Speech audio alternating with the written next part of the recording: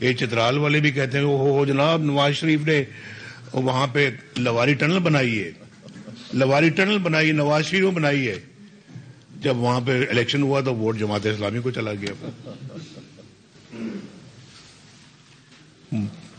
Tunnel ہم نے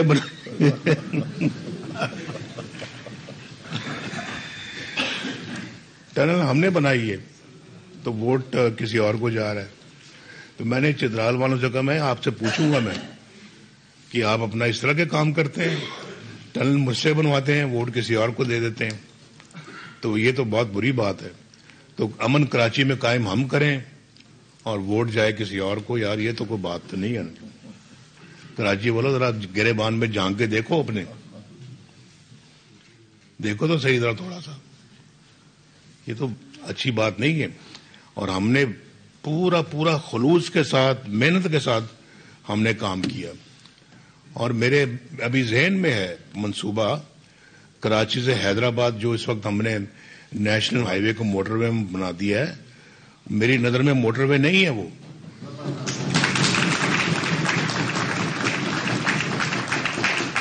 وہاں ایک موٹر وے انشاءاللہ بنے گی کراچی سے حیدرآباد، اور وہ لاہور اسلام آباد سے بھی بہت بہتر بنے گی انشاءاللہ.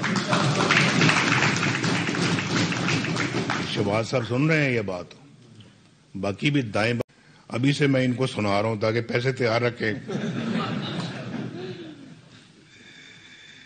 تو بھائی ہم تو ترقی والے لوگ ہیں، کام کرنے والے لوگ ہیں.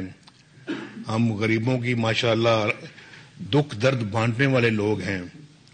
غریبوں کے لیے ہم نہیں چاہتے کہ ملک میں کوئی مہنگائی ہو، آٹا دال مہنگا ہو. روٹی ہمارے زمانے میں 4 روپے کی تھی، آج 20 روپے کی ہے. یہ کوئی بات ہے یار کرنے والی؟ کوئی بات ہے؟ یہ اپنے ملک کو کہاں لے گئے ہم؟ یہ عوام کو بھوکا مارنا ہے ہم نے. جب یہ باتیں میری نظروں کے سامنے آتی ہیں، میرے دماغ میں آتی ہیں، تو میں تو بہت دکھی ہوتا ہوں، بہت دکھی ہوتا ہوں کہ اب روٹی لوگ بیچارے کئی ایسے ہیں جو غریب ترس لوگ جو ہیں وہ روٹی پلانٹ لگائے، انہوں نے روٹیاں وہ مفت لوگوں کو بانٹتے ہیں. تو میں دیکھتا ہوں 100 خواتین لائنوں میں لگی ہوئی ہیں صرف 4 روٹیاں لینے کے لیے. یہ ہم نے اپنے ملک کا حال کر دیا ہے.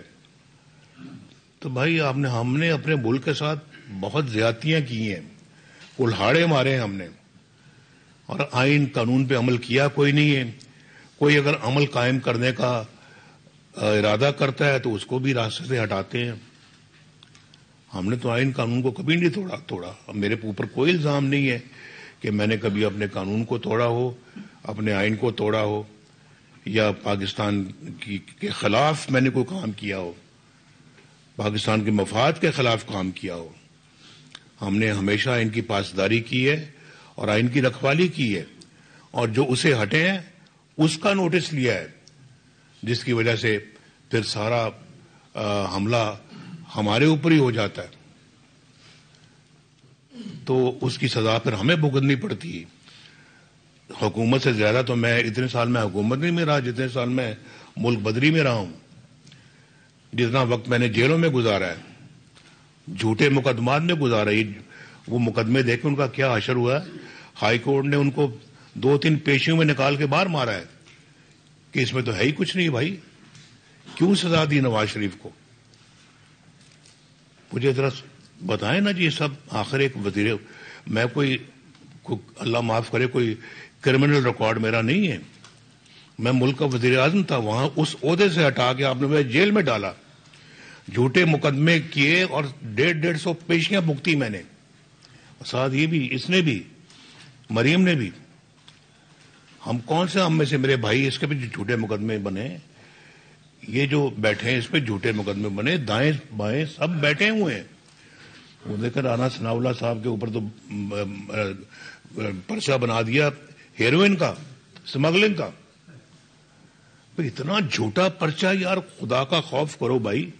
کہ گاڑی سے نکلی ہے، ہیروئن نکلی ہے، کہاں ثبوت اس کا؟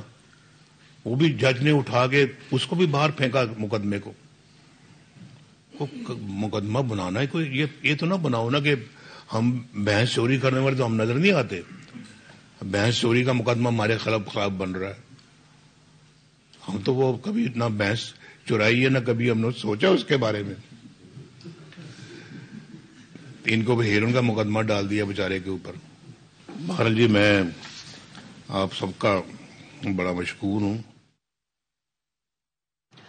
نون لیگ کے قائد نواز شریف پارلیمانی